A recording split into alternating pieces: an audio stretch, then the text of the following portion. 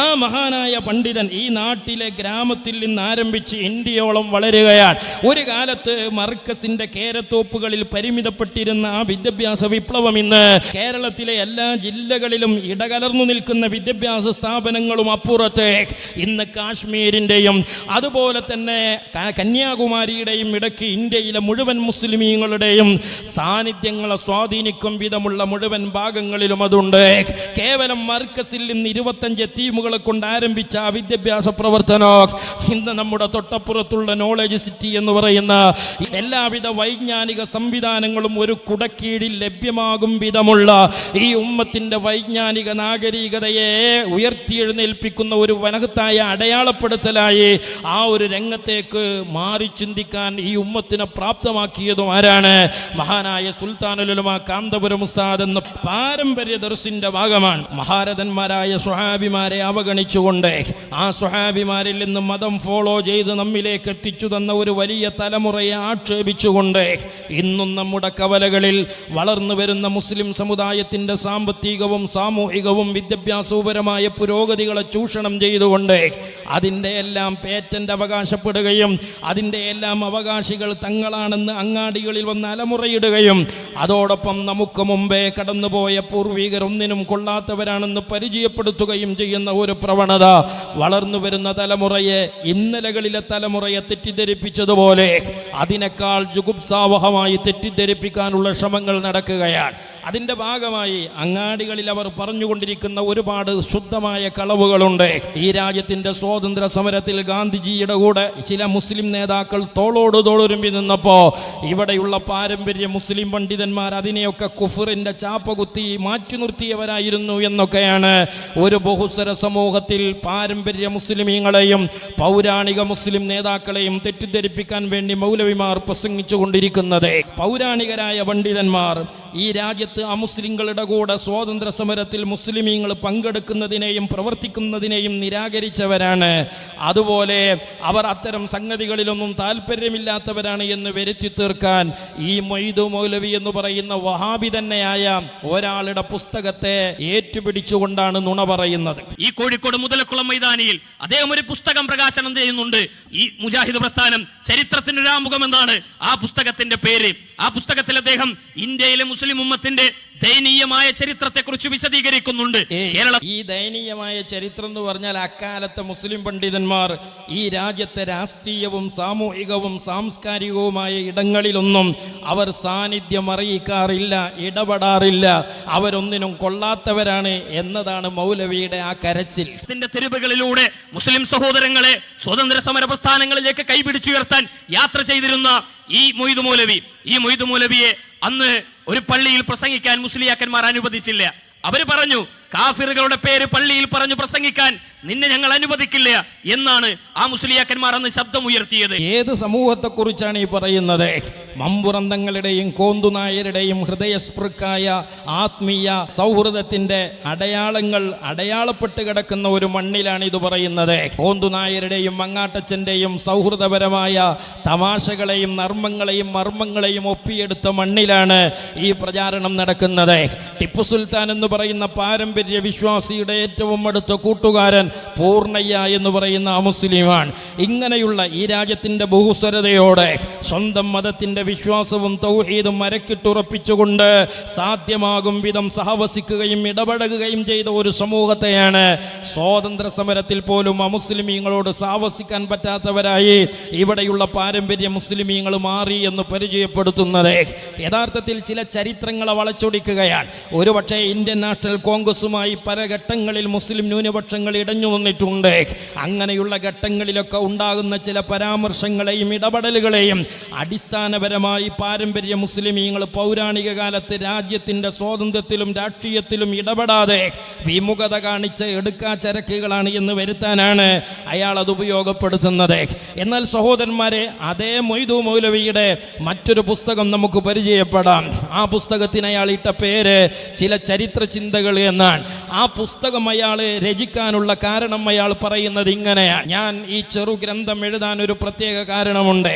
മുസ്ലിം പണ്ഡിതന്മാർ ലൗകിക കാര്യങ്ങളുമായി ബന്ധമില്ലാതെ പള്ളികളിലും മദ്രസകളിലും അടങ്ങി ഒതുങ്ങിയിരുന്ന് ജീവിതം നയിക്കുന്ന ഉപകാരമില്ലാത്ത ജന്തുക്കളാണ് എന്ന് ചിലർ ആക്ഷേപം പുറപ്പെടുവിക്കാറുണ്ട്. നേരത്തെ നടത്തിയ മൗലവിയുടെ പ്രസംഗത്തിന്റെയും ആകത്തുക ഈ ആക്ഷേപമാണ്.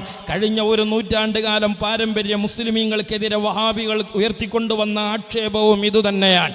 ആ ആക്ഷേപത്തിന്റെ മുനയൊടിക്കാനാണ് ഈ ചരിത്ര ചിന്തകൾ എന്ന പുസ്തകം മൊയ്തു മൗലവി എഴുതുന്നത്. അതെഴുതാൻ മറ്റൊരു പശ്ചാത്തലം കൂടി മൊയ്തു മൗലവിക്കുണ്ടായിരുന്നു. അതയാൾ ഇങ്ങനെയാണ് പറയുന്നത്: 1940 ജിന്ന സാഹിബ് കൽക്കത്തയിൽ വെച്ച് പറഞ്ഞു, മൗലവിമാർക്ക് രാഷ്ട്രീയമൊന്നും അറിഞ്ഞുകൂടാ, അവരുടെ ശക്തി ഞാൻ നശിപ്പിച്ചു എന്ന ഒരു പ്രസ്താവന ജിന്ന സാഹിബ് കൽക്കത്തയിൽ വെച്ച് നടത്തിയതിനെ കൂടി പ്രതിരോധിക്കാൻ ആ കാലത്തെ മുസ്ലിം പണ്ഡിതന്മാർ എല്ലാത്തിനും പ്രാപ്തരായിരുന്നു എന്ന് വരുത്താനാണ് മൊയ്തു മൗലവി പുസ്തകം എഴുതുന്നത്. ആ ജിന്ന സാഹിബിനെ പോലെ പിൽക്കാലത്ത് നമ്മുടെ കേരളത്തിലും ചില പ്രസ്താവനകൾ നമ്മൾ കേട്ടിട്ടുണ്ടായിരുന്നു. മുസ്ലിം പണ്ഡിതന്മാർ ഗ്രന്ഥം ചുമക്കുന്ന കഴുതകളാണ് എന്നതുപോലെയുള്ള പരാമർശങ്ങളെ, അതുപോലെയുള്ള ഒരു പരാമർശം ജിന്ന സാഹിബ് നടത്തിയപ്പോൾ അങ്ങനെയല്ല എന്ന് പറയാനാണ് മൊയ്തു മൗലവി പുസ്തകം എഴുതുന്നത്. ആ പുസ്തകത്തിൽ തുടർന്നുകൊണ്ട് മൊയ്തു മൗലവി പറയുന്ന കാര്യങ്ങൾ ഇങ്ങനെയാണ്: 2 കൊല്ലമായി മാപ്പിള സാഹിത്യ ചരിത്രത്തെക്കുറിച്ച് ഞങ്ങൾ ഗവേഷണം നടത്തിക്കൊണ്ടിരിക്കുകയാണ്. ഗവേഷണ മധ്യേ കേരള ജനതയെ അമ്പരപ്പിക്കുന്ന പല യാഥാർത്ഥ്യങ്ങളും ഞങ്ങൾക്ക് ഗ്രഹിക്കാൻ കഴിഞ്ഞു. അതിൻ്റെ സംക്ഷിപ്ത രൂപം വായനക്കാരുടെ മുമ്പിൽ വെക്കാം. അങ്ങനെ മലബാറിലെ കേരളത്തിലെ മലയാളികൾക്കിടയിലെ പൗരാണിക പണ്ഡിതന്മാരുടെ സാഹിത്യ കഴിവുകളെ പഠിക്കാൻ വേണ്ടി അദ്ദേഹം ഇറങ്ങി തിരിച്ചപ്പോൾ അത്ഭുതകരമായ പല കണ്ടെത്തലുകളും അദ്ദേഹം കാണുകയാണ്. അങ്ങനെ കണ്ടപ്പോൾ അത് സമൂഹത്തോട് പറയാൻ അയാളുടെ മുന്നിൽ ചില ആശങ്കകളുണ്ട്. എന്തായിരുന്നു ആ ആശങ്കകൾ എന്നുകൂടി അയാൾ തുടർന്നു പറയുകയാണ്. പക്ഷേ അവിടെ ഒരു വിഷമം: അക്ഷരജ്ഞാനം പോലും ഇല്ലാതെ അതപ്പതിച്ചു കിടക്കുന്ന ഒരു ജനതയാണ് മാപ്പിളമാരെന്ന് ബ്രിട്ടീഷ് ഭരണാധികാരികൾ തുടർച്ചയായ പ്രചാരണം നടത്തിക്കൊണ്ടിരുന്നു. അവസാനം മാപ്പിളമാർ തന്നെയും ആ പ്രചാരണത്തിൽ കുടുങ്ങി. നാട്ടിലെ പൂർവികരായ മുസ്ലിമീങ്ങൾ, നമ്മുടെ കവലകളിൽ വഹാബികൾ എപ്പോഴും പറയുന്ന ഒരു ആരോപണമാണ്: പൗരാണികരായ പണ്ഡിതന്മാർക്കും മുസ്ലിമീങ്ങൾക്കും അക്ഷരജ്ഞാനമില്ലായിരുന്നു, ഒരു കത്തെഴുതാൻ പോലും അവർക്കറിയുമായിരുന്നില്ല എന്നൊക്കെ ഇന്നും വഹാബികൾ നടത്തിക്കൊണ്ടിരിക്കുന്ന പ്രചാരണം ബ്രിട്ടീഷുകാരുടേതാണ്. എന്നാൽ അത്തരം ഒരു പ്രചാരണത്തിൽ ബ്രിട്ടീഷുകാർ രംഗപ്രവേശനം ചെയ്തു എന്ന് മാത്രമല്ല, മുസ്ലിമീങ്ങൾ തന്നെ അതിൽ ആണ്ടുപോയ ഒരു കാലത്ത് എങ്ങനെയാണ് ഈ സത്യങ്ങളൊക്കെ പറയുക എന്ന ആശങ്കയാണ് ഈ മൊയ്തു മൗലവിയുടെ മുമ്പിൽ ഉണ്ടായത്. എന്നിട്ട് അദ്ദേഹം പറയുകയാണ്, ആ ധാരണ വെച്ചു പുലർത്തിക്കൊണ്ടുപോകുന്നു. അങ്ങനെയുള്ള പരിതസ്ഥിതിയിൽ മാപ്പിളമാർക്ക് മഹത്തായ ഒരു സാഹിത്യ പാരമ്പര്യമുണ്ടെന്ന് പറഞ്ഞാൽ ഇല്ലാത്ത വലിപ്പം നടക്കുകയാണെന്നോ അല്ലെങ്കിൽ അല്പമെന്തോ ഉള്ളത് ഊതി ഉറപ്പിച്ച് കാണിക്കുകയാണെന്നോ മാത്രമേ ലോകം ധരിക്കുകയുള്ളൂ. തന്നിമിത്തം സാഹിത്യ പാരമ്പര്യത്തെക്കുറിച്ച് വിവരിക്കും മുമ്പ് മാപ്പിളമാരുടെ ആകപ്പാടെയുള്ള നിലപാടൊന്ന് വിവരിക്കേണ്ടത് ആവശ്യമാവുകയാണ്. എന്നിട്ട് ആ പുസ്തകത്തിൽ തുടർന്നുകൊണ്ട് അദ്ദേഹം കേരളത്തിലെ 21 മുമ്പുള്ള മുസ്ലിമീങ്ങളുടെ എല്ലാ അർത്ഥത്തിലുമുള്ള അടയാളപ്പെടുത്തലുകൾ, അവരുടെ വിവിധങ്ങളായ സംഭാവനകൾ, അത് ദേശഭക്തിയിലുണ്ട്, സ്വാതന്ത്ര്യ പ്രേമത്തിലുണ്ട്, ത്യാഗശീലത്തിലുണ്ട്, വിജ്ഞാനതൃഷ്ണയിലുണ്ട്, സാമൂഹ്യ ബോധത്തിലും മതഭക്തിയിലുമുണ്ട്. മനുഷ്യസ്പർശിയായി ഒരു ഉത്തമ സമുദായത്തിൽ നിന്ന് പ്രകടമാകേണ്ട എല്ലാ നന്മകളും സാമൂഹ്യമായും സാംസ്കാരികമായും ആത്മീയമായും ആ കാലത്തെ മുസ്ലിമീങ്ങൾക്കുണ്ടായിരുന്നു എന്ന് പറയുന്നത് അതേ മൊയ്തു മൗലവിയാണ്. ഈ സമുദായത്തിലെ പൗരാണികരായ ആളുകളെ ഇന്ന് ജീവിച്ചിരിക്കുന്ന പിൽക്കാലക്കാർ ആക്ഷേപിക്കുന്നു എന്ന് നബി സല്ലല്ലാഹു അലൈഹി വസല്ലം പറഞ്ഞതിനെ അനർത്ഥമാക്കും വിധം വഹാബികൾ ഉയർത്തിക്കൊണ്ടുവരുന്ന ഒരു ആരോപണമാണ് 21 മുമ്പ് ജീവിച്ച മുസ്ലിമീങ്ങൾ, അതിൻ്റെ ശേഷവും സുന്നത്തി ജമാഅത്തിന്റെ മുഖ്യധാരയിലുണ്ടായിരുന്ന പണ്ഡിതന്മാർ, അവർ മലയാള ഭാഷക്കെതിരായിരുന്നു, അവർ ഇംഗ്ലീഷ് ഭാഷക്കെതിരായിരുന്നു തുടങ്ങിയ പ്രചാരണമാണ് അതുപോലെ വഹാബികൾ പൂർവികർക്കെതിരെ ആക്ഷേപമായി ഉന്നയിച്ചിട്ടുള്ളത്. മലയാള ഭാഷ പഠിക്കുന്നത് കുഫ്രിയത്താണ് എന്ന് പറഞ്ഞിരുന്ന സമൂഹത്തെ കൊണ്ട് മലയാള ഭാഷ പഠിപ്പിച്ച മുജാഹിദ് പ്രസ്ഥാനം എവിടെയാണ് മുസ്ലിമീങ്ങൾ അങ്ങനെ ഒരു അഭിപ്രായം പറഞ്ഞത്? മലയാള ഭാഷ പാടില്ല എന്നോ മതവിരുദ്ധമാണോ എന്നോ ഒരു മുസ്ലിം പണ്ഡിതനും പറഞ്ഞിട്ടില്ല. മറിച്ച് ഹിജ്റ 5 ആരംഭിച്ച് 21 വരെ എത്തി നിൽക്കുന്ന കേരളത്തിലെ മുസ്ലിം പാരമ്പര്യത്തിൽ അവരുടെ ആശയവിനിമയങ്ങളും കർമ്മശാസ്ത്രങ്ങളും സാഹിത്യങ്ങളും ആത്മീയമായ മാലമൗലിദുകളും ഒക്കെ രേഖപ്പെടുത്തപ്പെട്ട ഒരു ഭാഷയുണ്ടായിരുന്നു. മലയാള ഭാഷയ്ക്ക് അക്ഷരം ഘടിപ്പിക്കപ്പെടുന്നതിൻ്റെ മുമ്പ് മുസ്ലിം പണ്ഡിതന്മാർ അവരുടെ വീക്ഷണാപരമായ കഴിവ് കൊണ്ടുണ്ടാക്കിയെടുത്ത അറബി മലയാളം എന്ന് പറയുന്ന ഭാഷ, ആ ഭാഷയിലൂടെയാണ് മുസ്ലിമീങ്ങൾ അവരുടെ ആത്മീയതയെ കരുപ്പിടിപ്പിച്ചു സംരക്ഷിച്ചു പോന്നത്. ഹിജ്റ 5 മുതൽ 21 വരെയുള്ള മുസ്ലിമീങ്ങളുടെ സാംസ്കാരിക പൈതൃകങ്ങൾ മുഴുവനും പരിരക്ഷിക്കപ്പെട്ടത് ആ ഭാഷയിലാണ്. അതുകൊണ്ട് തന്നെ ബ്രിട്ടീഷുകാർക്ക് ആ ഭാഷ ഇല്ലായ്മ ചെയ്യണമെന്ന് ആഗ്രഹമുണ്ടായിരുന്നു. അങ്ങനെ CN അഹമ്മദ് മൗലവി എന്ന് പറയുന്ന ഒരു മൗലവിയെ പണം കൊടുത്ത് വിലക്കെടുത്ത് ബ്രിട്ടീഷുകാർ അന്ന് മുസ്ലിം മലബാറിലേക്ക് ഇറക്കി വിടുകയാണ്. എന്തിനു വേണ്ടി? മുസ്ലിങ്ങളായ കുട്ടികൾക്ക് മലയാള ഭാഷ പഠിപ്പിക്കാൻ എന്ന വ്യാജേനെ അറബി മലയാളത്തിൽ നിന്ന് മുസ്ലിമീങ്ങളെ പിന്തിരിപ്പിക്കാനുള്ള ബ്രിട്ടീഷുകാരൻ്റെ അജണ്ടകളുമായി അവരിൽ നിന്ന് അച്ചാരം വാങ്ങി രംഗപ്രവേശനം ചെയ്തപ്പോൾ അതിനെയാണ് യഥാർത്ഥത്തിൽ മുസ്ലിം പണ്ഡിതന്മാർ എതിർത്തത്, അടിസ്ഥാനപരമായി മലയാള ഭാഷയെ അല്ല. ഇനി അയാൾ പറയുന്നത് എന്താണ്? ഇതുപോലെ ഇംഗ്ലീഷ് ഭാഷക്കും മുസ്ലിമീങ്ങളെതിരായിരുന്നു എന്നാണ് ഇനി സഹോദരന്മാരെ അയാൾ വിശദീകരിക്കുന്നത്. ഭാഷ നരകത്തിലെ ഭാഷയാണ് എന്ന് പ്രമേയം പാസാക്കിയ ഒരു കാലഘട്ടം ഉണ്ടായിട്ടുണ്ട്. ഇംഗ്ലീഷ് ആരായിരുന്നു ആ പ്രമേയം പാസാക്കിയത്? ഇംഗ്ലീഷ് ഭാഷ നിഷിദ്ധമാണ് എന്ന പ്രമേയം ഇവിടെ പാസാക്കിയത് ആരാണ്? 1885 ഇന്ത്യൻ നാഷണൽ കോൺഗ്രസ് രൂപം കൊള്ളുന്നതിന്റെ മുമ്പ് തന്നെ ഇവിടുത്തെ മുസ്ലിം പണ്ഡിതന്മാർ നാട്ടിന്റെ സ്വാതന്ത്ര്യത്തെക്കുറിച്ച് ചിന്തിക്കുകയും പ്രസംഗിക്കുകയും ചെയ്തിരുന്നു. അതിനാവശ്യമായ പല കർമ്മപരിപാടികളും ആസൂത്രണം ചെയ്തു പോന്നു. അക്കാലത്താണ് ഇംഗ്ലീഷ് ഭാഷയും എല്ലാ ഇംഗ്ലീഷ് നിർമ്മിത വസ്തുക്കളും വർജിക്കണമെന്ന തീരുമാനമെടുത്തത്. അത് ഇംഗ്ലീഷ് ഭാഷയോടുള്ള വെറുപ്പ് കൊണ്ടല്ല, ദേശീയ വികാരത്തിലുള്ള ആവേശം കൊണ്ട് മാത്രമായിരുന്നു. അത് തെറ്റാണെന്ന് ആരെങ്കിലും പറയുമോ? ഈ വരികൾ എഴുതി വെച്ചത് ആരാണ്? ജമാഅത്തെ ഇസ്ലാമിക്കാർ അവരുടെ ആലിയ കോളേജിന്റെ സോവനീറിൽ എഴുതി വെച്ചതാണ്. അതായത് ഇവിടെയുള്ള സുന്നി പണ്ഡിതന്മാരോ സമസ്ത കേരള ജമിയത്തുൽ ഉലമയുടെ ഉലമാക്കളോ ആയിരുന്നില്ല ആ ഇംഗ്ലീഷ് ഭാഷ നിഷിദ്ധമാണ് എന്ന് സമുദായത്തെ പഠിപ്പിച്ചത്. മറിച്ച് അത് ഈ സമുദായത്തിലെ പണ്ഡിതന്മാർ രാജ്യത്തിന്റെ സ്വാതന്ത്ര്യത്തിന് വേണ്ടി സമരം ചെയ്യുന്നതിന്റെ കൂട്ടത്തിൽ ഒരു പൊതു രാജ്യസ്നേഹത്തിന്റെ വികാരം എന്ന നിലക്കെടുത്ത ബഹിഷ്കരണത്തിന്റെ ഭാഗമാണ്. അത് ഇവിടെയുള്ള സുന്നി പണ്ഡിതന്മാരുടെ വിവരക്കേടും അപരിഷ്കൃതത്വവുമായി പരിചയപ്പെടുത്താനാണ് വഹാബികൾ ശ്രമിച്ചത്. മൗലവി പറയണേ, ബഹുമാനപ്പെട്ട പതി ഉസ്താദേ, അല്ലാഹു തആല അവിടുത്തെ ദറജ ഉയർത്തി കൊടുക്കുമാറാവട്ടെ. ഒരു കാലത്ത് തെക്കൻ ജില്ലയിൽ നിന്ന് വന്ന് ഈ മലബാറിന്റെ വിവിധങ്ങളായ ഭാഗങ്ങളിൽ അഹ്ലുസുന്ന ആദർശ ആശയങ്ങൾക്കെതിരെ വഹാബികൾ അജണ്ടകൾ ഉണ്ടാക്കി തെരുവിലിറങ്ങിയപ്പോൾ അതിനെ ശക്തമായി പ്രതിരോധിച്ച ഒരു ആലിമായിരുന്നു പതി ഉസ്താദ്. ആ പതി ഉസ്താദിനെ തെക്കൻ ജില്ലയിൽ നിന്ന് എന്തിനാണ് മലബാറിലേക്ക് കൊണ്ടുവന്നത്? ഇസുദ്ദീൻ മൗലവി എന്ന് പറയുന്ന ഒരു തെക്കൻ ജില്ലക്കാരൻ അവരുടേതായ ഭാഷയിലും ശൈലിയിലും വഹാബിസം പ്രചരിപ്പിക്കാൻ നമ്മുടെ നാട്ടിൽ വന്നിരുന്നു. അപ്പോൾ ആ തെക്കൻ ജില്ലക്കാരനായ ഇസുദ്ദീൻ മൗലവിയെ അതേ തെക്കൻ ജില്ലയിൽ നിന്ന് പതി ഉസ്താദിനെ ഇറക്കിയിട്ട് പ്രതിരോധിക്കുകയായിരുന്നു അന്നത്തെ ആലിമീങ്ങൾ. പക്ഷെ അതിനെ ഒരു മൗലവി പരിചയപ്പെടുത്തുന്നത് എങ്ങനെയാണ്? അന്ന് ഇവിടെ ആരും മലയാള ഭാഷ നന്നായി എഴുതാനും പറയാനും കഴിയുന്ന ആളുകളില്ല.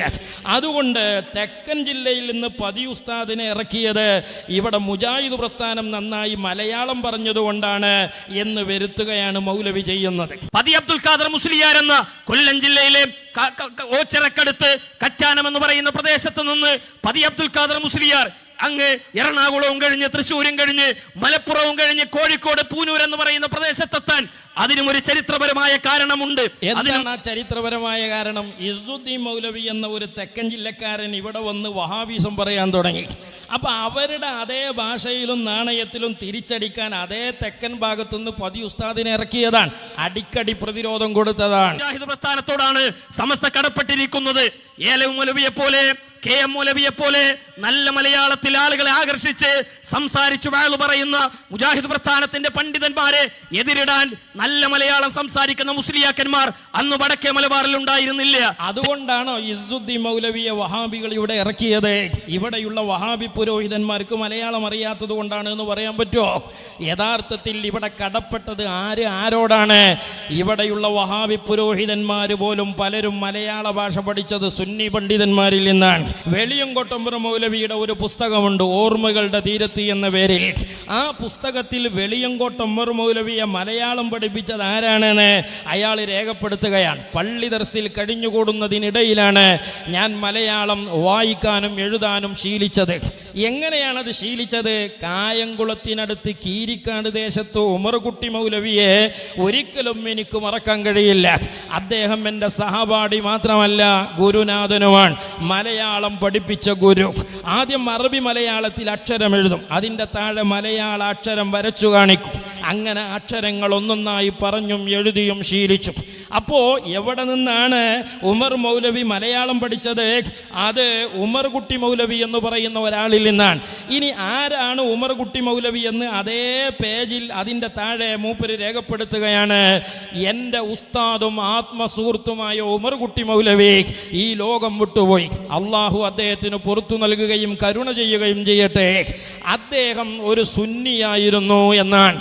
അപ്പൊ സുന്നിയായ ഉമർ കുട്ടി മൗലവിയിൽ നിന്നാണ് വഹാബിയായ വെളിയങ്കോട്ടമ്പർ മൗലവിക്ക് മലയാളം പഠിക്കാൻ കഴിഞ്ഞത്. ഇതുപോലെ പൂർവികരായ ആളുകളുടെ പേരിൽ ഇല്ലാത്ത ആക്ഷേപങ്ങളും അപരിഷ്കൃതത്വവും ആക്ഷേപിച്ചുകൊണ്ടും അടിച്ചേൽപ്പിച്ചുകൊണ്ടും ഈ പുരോഗമനത്തിന്റെ പേരിൽ മതവിരുദ്ധത കൊണ്ടുവരാനുള്ള പ്രചാരണമാണ് വഹാബികൾ നടത്തിയത്. അതിൻ്റെ ഭാഗമായി ചെയ്ത ഒരു പണി പൂർവികരുടെ പേരിൽ ഇല്ലാത്ത നുണകൾ പറഞ്ഞു പ്രചരിപ്പിച്ച് ആക്ഷേപിച്ച് സമൂഹത്തിൽ അവമതിക്കുക എന്നതാണ്. രണ്ടാമത് വഹാബികൾ ചെയ്തതെന്താണ്? 21 മുമ്പ് മുസ്ലിം സമുദായത്തിൽ അറിയപ്പെടുന്ന, പ്രത്യേകിച്ച് ഖിലാഫത്ത് ലഹള ഏൽപ്പിച്ച ആഘാതങ്ങളുടെ പരിസരത്ത് സാധ്യമാകും വിധം ചില പരിഷ്കരണ പ്രവർത്തനങ്ങളൊക്കെ നടത്തിയ ഒറ്റപ്പെട്ട ആളുകളുണ്ട്. ആ ഒറ്റപ്പെട്ട ആളുകളെ, അവർ നടത്തിയ സംഭാവനകളെ വഹാബികളുടെ അക്കൗണ്ടിലേക്കും അവരുടെ നവോത്ഥാനത്തിലേക്കും വരവ് വെക്കുകയാണ്. അതിൽ ഒരാളാണ് ചാലിലകത്ത് കുഞ്ഞഹമ്മദ് ഹാജി എന്ന് പറയുന്ന സുന്നി പണ്ഡിതൻ. ഡോക്ടർ ഇ കെ അഹമ്മദ് കുട്ടി പറയുകയാണ്, മലബാറിലെ മാപ്പിളമാർക്കിടയിലെ ചില വ്യക്തികൾ മുമ്പേ തന്നെ പരിഷ്കരണ പ്രവർത്തനങ്ങൾ തുടങ്ങിക്കഴിഞ്ഞിരുന്നു. ഏതാണ് ഈ മുമ്പേ? വഹാബി പ്രസ്ഥാനം വരുന്നതിൻ്റെ മുമ്പേ പരിഷ്കരണ പ്രവർത്തനങ്ങൾ തുടങ്ങിയെന്നാണ് പറയുന്നത്. അങ്ങനെ ഈ പരിഷ്കർത്താക്കളിൽ പ്രമുഖനായിരുന്നു മർഹൂം മൗലാന ചാലിലകത്ത് കുഞ്ഞഹമ്മദ് ഹാജി. അദ്ദേഹം എന്താണ് ചെയ്തത്? മലബാറിൽ അന്ന് നിലവിലുണ്ടായിരുന്ന അശാസ്ത്രീയവും കാലോചിതവുമല്ലാത്ത മതവിദ്യാഭ്യാസ സമ്പ്രദായത്തെ പരിഷ്കരിക്കാനുള്ള പ്രവർത്തനങ്ങൾക്കായിട്ടാണ് തൻ്റെ ജീവിതം അദ്ദേഹം ഒഴിഞ്ഞുവെച്ചത്. അതായത് നമ്മുടെ നാടുകളിൽ ഇന്ന് കാണുന്ന വ്യവസ്ഥാപിതമായ മദ്രസ വിദ്യാഭ്യാസം, ആ മദ്രസ വിദ്യാഭ്യാസത്തിൻ്റെ പിതാവാണ് മഹാനായ ചാലിലകത്ത് ഉസ്താദ്. അദ്ദേഹത്തിൻ്റെ സേവനങ്ങളെയും നവോത്ഥാനങ്ങളെയും മദ്രസ വിദ്യാഭ്യാസത്തെയും വഹാബികളുടെ അക്കൗണ്ടിലേക്ക് എഴുതിയിട്ട് പൗരാണികരായ സുന്നത്തി ജമാഅത്തിന്റെ പണ്ഡിതന്മാർ മദ്രസ വിരോധികളാണ് എന്ന് സോഷ്യൽ മീഡിയയിലൂടെയും തെരുവുകളിലൂടെയും ഒക്കെ ഇപ്പോഴും നമ്മൾ കേൾക്കുന്ന ഒരു ആരോപണമാണ്. എന്നാൽ സഹോദരന്മാരെ, ചാലിലകത്ത് ആരായിരുന്നു? അദ്ദേഹം ഒരു തികഞ്ഞ സുന്നിയായിരുന്നു. എന്തുകൊണ്ട്? 1920 വഹാബി ആശയം കേരളത്തിൽ വരുന്നത്.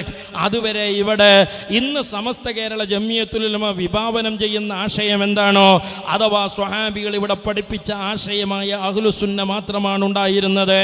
അതുകൊണ്ട് തന്നെ 1919 ചാലിലകത്ത് മരിക്കുന്നത്. അതുകൊണ്ട് എന്തായാലും അദ്ദേഹം സുന്നിയല്ലാതെ ജീവിക്കുകയോ മരിക്കുകയോ ചെയ്തിട്ടില്ല. എന്നാൽ ഇത് പറയുമ്പോൾ വഹാബികൾ ചാലിലകത്തിനെ അവരുടെ അക്കൗണ്ടിലേക്ക് വെച്ചു ചേർക്കാൻ വേണ്ടിയിട്ട് ഒരു മൗലവി നമ്മൾ പറയുന്ന ചാലിലകത്തിന്റെ സുന്നി പിൻബലം നിഷേധിക്കുകയാണ്. ചാലിലകത്ത് സമസ്തയുടെ ആളാണ്. ചാലിലകത്ത് കുഞ്ഞഹമ്മദ് ഹാജി സമസ്തയുടെ ആളാണ്. ഇതും ഒന്ന് ഞാൻ ചോദിക്കട്ടെ, ചാലിലകത്ത് എന്നാ മരിച്ചത്? 1919. കേരളത്തിൽ വഹാബി നവോത്ഥാൻ എന്നാ തുടങ്ങുന്നത് 1920 ശേഷം. എന്നാൽ അഹ്ലുസുന്നത്തി വൽ ജമാഅ എന്ന ആശയം 21 മുതൽ വഹാബികൾ പറയുന്ന ഖുറാഫാത്തും കുബൂരിയത്തൊക്കെ ഇവിടെ നിലവിലുള്ളത് എന്നാണ് 21 മുമ്പ് ഇസ്ലാമുള്ള കാലത്തൊക്കെ. 1919 ചാലിലകത്ത് മരണപ്പെട്ടു പോയിട്ടുണ്ട്. സമസ്ത ഉണ്ടായതോ 1926. അത് സമസ്ത എന്ന സംഘടന ഉണ്ടായതാണ്. അതുണ്ടാകാൻ കാരണം 1920 ശേഷം വഹാബിയൻ യുക്തിവാദം നിങ്ങളിവിടെ സംഘടിതമായി പ്രചരിപ്പിക്കാൻ ശ്രമിച്ചതുകൊണ്ടാണ്. എന്നാൽ സമസ്ത പ്രതിനിധാനം ചെയ്യുന്ന അഹ്ലുസുന്ന എന്ന് പറയുന്ന ആശയം 21 മുമ്പേ ഇവിടെയുണ്ട്. 1926 ഉണ്ടായ സമസ്തന്റെ നേതാവ് അങ്ങനെ ചാലിലകത്താകുക? അത് സമസ്തയുടെ ആശയം 21 മുമ്പ് ഇവിടെ ഉള്ളതുകൊണ്ട്, 1919 ഉള്ളതുകൊണ്ട്, അതിൻ്റെ മുമ്പും ഉള്ളതുകൊണ്ടാണ് ചാലിലകത്ത് സുന്നിയാണ് എന്ന് നമ്മൾ പറയണേ. ചാലിലകത്ത് നിങ്ങളുടെ സമസ്തയുടെ ആശയം സ്വീകരിച്ച ആളല്ല ആണ്. ഞങ്ങൾ പറയുന്ന അഹ്ലുസുന്നത്തി വൽ ജമാഅയുടെ ആശയമാണ് അദ്ദേഹം പ്രതിനിധാനം ചെയ്തത്. ഇനി ചാലിലകത്ത് സമസ്തയല്ല എന്ന് പറയാൻ അയാൾക്ക് ചില ന്യായമുണ്ട്, അതും കൂടി നമുക്ക് കേട്ടുനോക്കാം. അദ്ദേഹം മദ്രസ പരിഷ്കരണങ്ങളെ എതിർത്തപ്പോൾ അതിനെതിരെ ശബ്ദിച്ചിട്ടുണ്ട്. എവിടെ? ആരാണ് മദ്രസ പരിഷ്കരണത്തെ എതിർത്തത്? ആരാണ് എതിർത്തത്? എങ്കിലല്ലേ അതിനെ അദ്ദേഹത്തിന് പ്രതിരോധിക്കേണ്ടി വരികയുള്ളൂ. രണ്ട്, ചാലിലകത്തെ ഇവിടെ അദ്ദേഹം പറഞ്ഞ ചാലിലകത്ത് സമസ്തയുടെ ആളാണെന്ന് തെളിവെന്താ? ചാലിലകത്തിന്റെ ഉസ്താദുമാർ മുസ്ലിയാക്കന്മാരായിരുന്നു. അത് പല തെളിവിൽ ഒരു തെളിവാണ്. ചാലിലകത്തിന്റെ ഉസ്താദുമാരൊക്കെ സുന്നിയാണ് എന്നുള്ളത്. മാത്രമല്ല 1919 ഇന്നത്തെ മുജാഹിദ് ആശയം കേരളത്തിൽ ഇല്ല എന്നത് വേറൊരു തെളിവാണ്. സ്വന്തം പള്ളി ദർസിലെ കുട്ടിക്ക് പറഞ്ഞു കൊടുക്കാം, മനുഷ്യന്മാരുടെ മുമ്പിൽ പറയണ്ട. മനസ്സിലായോ? മനുഷ്യന്മാരുടെ മുമ്പിൽ പറയണ്ട, പള്ളി ദർസിലെ കുട്ടിക്ക് പറഞ്ഞു കൊടുക്കാം. എല്ലാരോടും പറയാൻ പറ്റിയതാണത്. ഉസ്താദുമാരായി കൈമാറ്റം ചെയ്യപ്പെട്ട ആശയം ഇവിടെ അഹ്ലുസുന്നയാണ് എന്നുള്ളത്. മുസ്ലിയാർ എന്ന പേരുള്ളവരൊക്കെ മുസ്ലിയാക്കന്മാരാണെന്നാണ് നിങ്ങളുടെ വിചാരം? ഇല്ലല്ല, അത് ഫൈസൽ മൗലവിയെ മുസ്ലിയാരെ പോലെ കുറെ ആൾക്കാർ പിന്നെ മതം മാറിയതുണ്ട്. അങ്ങനെയാണെങ്കിൽ KM മൗലവിന്റെ പേരെന്നാ തയ്യിൽ മുഹമ്മദ് കുട്ടി മുസ്ലിയാർ എന്നല്ലേ? മുസ്ലിയാരാണ് മൂപ്പര്. അതെ, മൂപ്പര് സുന്നിയായിരുന്നു. ചാലിലകത്ത് മരണപ്പെടുന്നത് വരെ KM മൗലവി സുന്നിയാണ്. അപ്പൊ ഈ കുറച്ച് കഴിഞ്ഞാൽ പറയട്ടോ, കാരണം KM മൗലവിന്റെ അമ്മോശനാണ് ചാലിലകത്ത് സ്വന്തം മകളെ കെട്ടിച്ചു കൊടുത്തത് KM മൗലവിക്കാണ്. ആ നിക്കാഹ് നടക്കുമ്പോ KM മൗലവി സുന്നിയാണ്, വഹാബി ആയിട്ടില്ല. ചാലിലകത്തും സുന്നിയാണ്. അപ്പൊ KM മൗലവി അദ്ദേഹം മുസ്ലിയാരായിരുന്നു, അദ്ദേഹം സമസ്തന്റെ നേതാവെന്ന് പറഞ്ഞുകൂടായൊന്നുമില്ല. അങ്ങനെ പറയില്ല. അയാൾ പണ്ട് സുന്നി ആയിരുന്നു എന്ന് ഞങ്ങൾ പറയും. എന്തുകൊണ്ട്? 20കൾക്ക് മുമ്പ് ഈ ആശയം കേരളത്തിലില്ല. ഉള്ളത് സ്വഹാബത്ത് പഠിപ്പിച്ച ഇസ്ലാമാണ്, അഹ്ലുസുന്നത്തി വൽ ജമാഅയാണ്. ആ ആശയമാണ് സമസ്ത കേരള ജമിയത്തുൽ പ്രതിനിധാനം ചെയ്യുന്നത്. അതിൻ്റെ ഭാഗമായിരുന്നു ചാലിലകത്ത് കുഞ്ഞഹമ്മദ് ഹാജി എന്ന് പറയുന്ന മദ്രസ വിദ്യാഭ്യാസ പരിഷ്കർത്താവ് എന്നത്. കേവലം നമ്മുടെ അവകാശവാദമല്ല. ഇനി അത് വഹാബികൾ തന്നെ പറയുന്നുണ്ട്. നിങ്ങളൊക്കെ വെളിയങ്കോട്ടം മൗലവി അയാളുടെ ഓർമ്മകളുടെ തീരത്തി എന്ന പുസ്തകത്തിൽ പറയണേ, മൗലാന ചാലിലകത്ത് കുഞ്ഞഹമ്മദ് ഹാജിയെ ഇസ്ലാഹി പ്രസ്ഥാനത്തിൻ്റെ നേതാക്കളിൽ പ്രമുഖനായി ചിലർ വിശേഷിപ്പിക്കാറുണ്ട്. അത് ശരിയല്ല. അദ്ദേഹത്തിൻ്റെ സേവനം അതിനും വളരെ പിറകിൽ നിന്ന് തുടങ്ങുന്നു. ഇസ്ലാഹി നവോത്ഥാനം എന്ന വഹാബി കരിഞ്ചന്തപട വരുന്നതിൻ്റെ മുമ്പേ ചാലിലകത്തിൻ്റെ നവോത്ഥാനപട ഉണ്ട്. മാത്രമല്ല മുസ്ലിം കേരളത്തിൻ്റെ നവോത്ഥാന പുരോഗതിയിൽ അദ്ദേഹം വലിയ സേവനമൊക്കെ ചെയ്തിട്ടുണ്ട്. പക്ഷേ അദ്ദേഹം മുജാഹിദ് അല്ല എന്ന് ഉമർ മൗലവി പറയാൻ. ഉമർ മൗലവി പറഞ്ഞ ആ പരാമർശത്തെ കോട്ട് ചെയ്തുകൊണ്ട് വഹാബികളുടെ മറ്റൊരു പ്രസിദ്ധീകരണമായ ഇസ്ലാഹിൽ അതേ വഹാബികൾ എഴുതുന്ന മറ്റൊരു പരാമർശമുണ്ട്. അതിങ്ങനെയാണ്: അദ്ദേഹം ഷാഫി മദ്ഹബ് പാരമ്പര്യം പിന്തുടർന്ന ഒരു പാരമ്പര്യ യാഥാസ്ഥിക പണ്ഡിതനായിരുന്നു. അദ്ദേഹം ഒരു സലഫി ആദർശക്കാരനായിരുന്നില്ല. ഉമർ മൗലവി തൻ്റെ ഓർമ്മകളുടെ തീരത്തി എന്ന പുസ്തകത്തിൽ ചാലിലകത്തിനെ അനുസ്മരിക്കുന്നത് ഇങ്ങനെയാണ്. അപ്പൊ ചാലിലകത്തൊരു സുന്നിയാണ്. ആ സുന്നിയായ ചാലിലകത്താണ് ഇവിടെ മദ്രസ വിദ്യാഭ്യാസ പ്രവർത്തനം ആരംഭിച്ചത്. ആ സുന്നിയായ പണ്ഡിതൻ ആരംഭിച്ച മദ്രസ പ്രവർത്തനത്തെ വഹാബികളുടെ പ്രവർത്തനമായി എഴുതി വെക്കുകയും ആ സുന്നികളെ മദ്രസ വിരോധികളായി പരിചയപ്പെടുത്തുകയും ചെയ്യുന്ന വിരോധാഭാസമാണ് പിന്നെ വഹാബികൾ ഇവിടെ ചെയ്തത്. ഇനി മാത്രമല്ല, ആ ചാലിലകത്ത് ഇവിടെ തുടക്കം കുറിച്ച വ്യവസ്ഥാപിതമായ മദ്രസ വിദ്യാഭ്യാസ പ്രവർത്തനം ആരാണ് അതിൻ്റെ പിന്തുടർച്ചക്കാരായി രംഗപ്രവേശനം ചെയ്തത്? KM മൗലവിയാണോ? അല്ല. വക്കം മൗലവിയാണോ? അല്ല. ഏതെങ്കിലും വഹാബികളാണോ? ആരും ആയിരുന്നില്ല. പിന്നെ ആരാണ്? അതും വഹാബികളുടെ തന്നെ പ്രസിദ്ധീകരണത്തിൽ എഴുതി വെക്കുകയാണ്. ആരായിരുന്നു ചാലിലകത്തിൻ്റെ ആ പിന്തുടർച്ചാവകാശി? അത് 1951 സമസ്ത കേരള ഇസ്ലാം മത വിദ്യാഭ്യാസ ബോർഡ് രൂപീകരിക്കുകയും പാഠപുസ്തകങ്ങൾ രചിക്കുകയും വഴി നടപ്പിൽ വരുത്താൻ ഭാഗ്യം ലഭിച്ച പാവണ്ണ ഉസ്താദ് എന്ന് പറയുന്ന സുന്നി പണ്ഡിതനായ ചാലിലകത്തിൻ്റെ ശിഷ്യനാണ്. 1951 സുന്നികൾ ഇവിടെ വ്യവസ്ഥാപിതമായ മദ്രസ വിദ്യാഭ്യാസത്തിന് ബോർഡ് രൂപീകരിക്കുമ്പോൾ വഹാബികൾ കടന്നുറങ്ങാണ്. അവർ പഴയ ഓത്തുപള്ളിയിലാണ്, അവർ പഴയ ഷെഡിലാണ്. എന്നിട്ട് വഹാബികൾ എന്നത് ആരംഭിക്കുന്നത് 51 നമ്മൾ ഇതൊക്കെ കൊടയും പടിയെടുത്ത് ഇറങ്ങി ആൾക്കാരെ സെറ്റപ്പാക്കി നമ്മൾ ഓടാൻ തുടങ്ങിയപ്പോഴാണ് വഹാബികൾ 1955 അടുത്ത വഹാബികളുടെ ഒരു ലേഖനത്തിൽ പറയണേ, വഹാബികൾ എന്നാണ് ഇത് ആരംഭിക്കുന്നത്. പ്രാഥമികമായ ദീനി വിദ്യാഭ്യാസ രംഗത്തുള്ള ശോച്യാവസ്ഥയെപ്പറ്റി 1955 ഒക്ടോബർ 5 ചേർന്ന നദുവത്തുൽ മുജാഹിദിൻ്റെ കമ്മിറ്റിയാണ് ആലോചിക്കാൻ തുടങ്ങിയത്. നമ്മൾ വിദ്യാഭ്യാസ ബോർഡ് ചാലിലകത്തിൻ്റെ പരിഷ്കരണത്തിൻ്റെ ചുവട് ചുവട് പിടിച്ച് ഇവിടെ നടത്തുകയും അതിന് ചാലിലകത്തിൻ്റെ തന്നെ ശിഷ്യനായ പറവണ്ണ ഉസ്താദ് കാർമ്മികത്വം വഹിക്കുകയും ചെയ്ത കാലത്ത് വഹാബികൾ ഉറങ്ങുക. എന്നിട്ട് അങ്ങാടിയിൽ നിന്നോട്ട് പറയാ സുന്നിയാൾ മദ്രസക്കെതിരാ, ഓരൊരു വസ്തുവിനും പറ്റൂല, അന്നത്തെ ആലിമീങ്ങളൊക്കെ ഒന്നിനും കൊള്ളാത്തവരാണ്. വഹാബികൾ ആലോചിക്കുന്നത് 55-ലാണ്. പിന്നെ വഹാബികൾ എന്നത് തുടങ്ങിയത് അതും വഹാബികൾ തന്നെ എഴുതി വെക്കാണ്. 1956 ഏപ്രിൽ 1 ഒറ്റപ്പാലത്ത് നടന്ന മറ്റൊരു സമ്മേളനത്തിലാണ് വഹാബികൾ ഇങ്ങനെ ഒരു സംവിധാനം രൂപപ്പെടുത്തുന്നത്.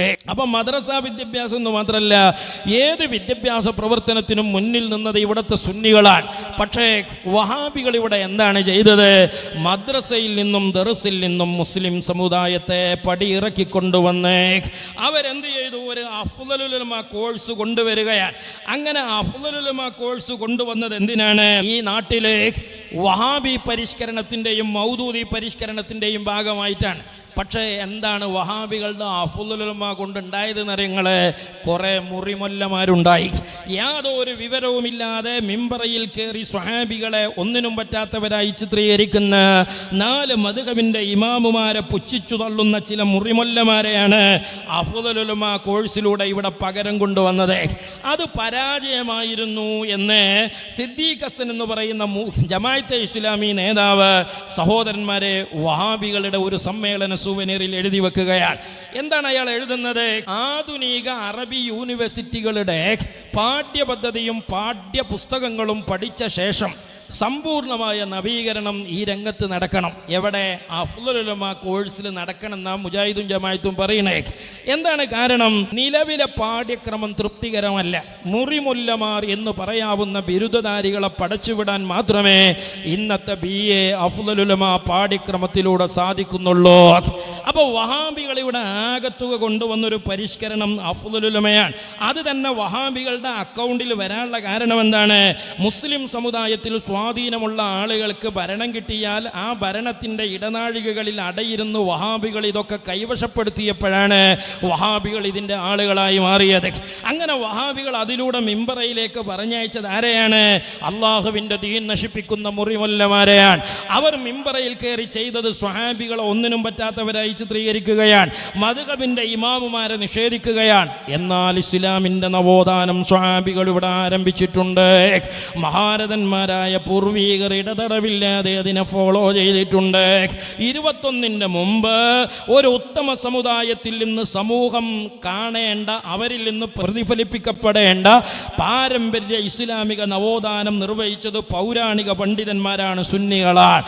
ഇനി വർത്തമാനകാലത്തും അതിനിടയിലൊക്കെ ഈ സേവനങ്ങൾ ഇവിടെ ചെയ്തത് ആരാണ്?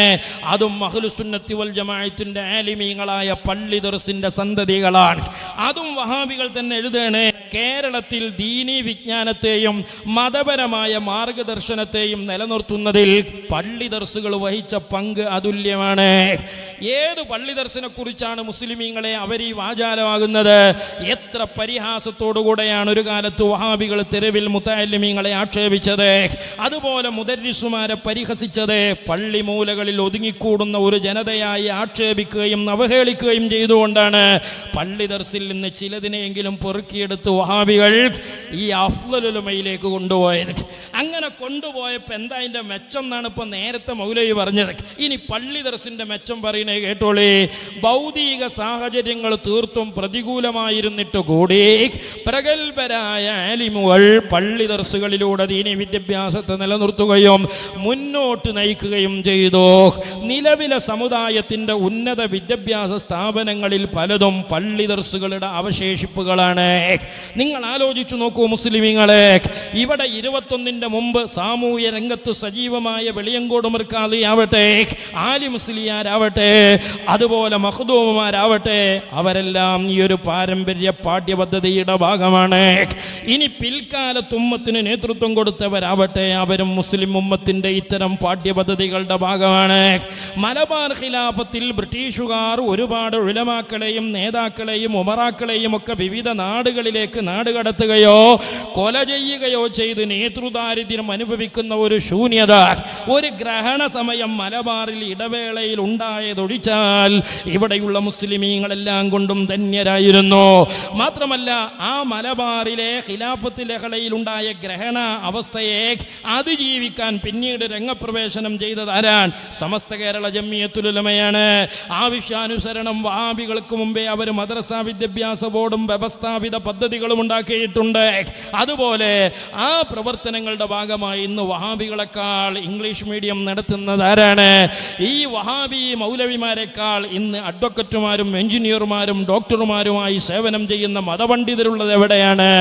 എല്ലാം പള്ളി ദർസിന്റെ ഭാഗമായ ദഅവാ കോളേജുകളിൽ നിന്ന് രൂപപ്പെടുന്ന പതിവുകളാണ്. അതിനെല്ലാം നേതൃത്വം നൽകുന്നത് ആരാണ്? പള്ളി ദർസിന്റെ പാരമ്പര്യ ഭാഗമായുള്ള പണ്ഡിതരാൻ. നിങ്ങൾ നോക്ക്, മഹാനായ സുൽത്താനുൽ ഉലമ കാന്തപുരം ഉസ്താദ്, വെളിപ്പാടകലെയുള്ള കാന്തപുരം നമുക്കറിയാം, തൊട്ടപ്പുറത്തുള്ള കൈതപ്പൊയിലെ നോളേജ് സിറ്റി നമുക്കറിയാം. ഒന്നുമില്ലായ്മയിൽ നിന്ന് ഈ മലബാറിലെ മുസ്ലിം ഗ്രാമങ്ങളിലൂടെ ആരംഭിച്ച് അവരുടെ മതഭൗതിക വിദ്യാഭ്യാസ മേഖലകളെയും ആത്മീയതയെയും ഒരുപോലെ സന്നിവേശിപ്പിച്ച് ഇന്ത്യ രാജ്യത്തെ മുസ്ലിമീങ്ങളുടെ ചരിത്രപരമായ പിന്നോക്കത്തിന്റെ അടിസ്ഥാന കാരണങ്ങളെ നിർണയിച്ച് അതിനെയെല്ലാം അതിജീവിക്കാൻ പ്രാപ്തമാക്കുന്ന രീതിയിലേക്കുള്ള സാമൂഹിക സാംസ്കാരിക വിദ്യാഭ്യാസ മുന്നേറ്റങ്ങൾക്ക് ഇന്ന് ഇന്ത്യ കണ്ട ഏറ്റവും വലിയ കാർമ്മികത്വം വഹിക്കുന്ന നേതൃത്വം ഏതാണ്?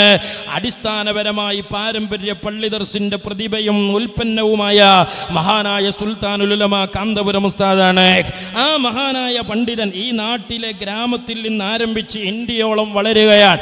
ഒരു കാലത്ത് മർക്കസിന്റെ കേരത്തോപ്പുകളിൽ പരിമിതപ്പെട്ടിരുന്ന ആ വിദ്യാഭ്യാസ വിപ്ലവം ഇന്ന് കേരളത്തിലെ എല്ലാ ജില്ലകളിലും ഇടകലർന്നു നിൽക്കുന്ന വിദ്യാഭ്യാസ സ്ഥാപനങ്ങളും അപ്പുറത്ത് ഇന്ന് കാശ്മീരിന്റെയും അതുപോലെ തന്നെ കന്യാകുമാരിയുടെയും ഇടയ്ക്ക് ഇന്ത്യയിലെ മുഴുവൻ മുസ്ലിമീങ്ങളുടെയും സാന്നിധ്യങ്ങളെ സ്വാധീനിക്കും വിധമുള്ള മുഴുവൻ ഭാഗങ്ങളിലും അതുണ്ട്.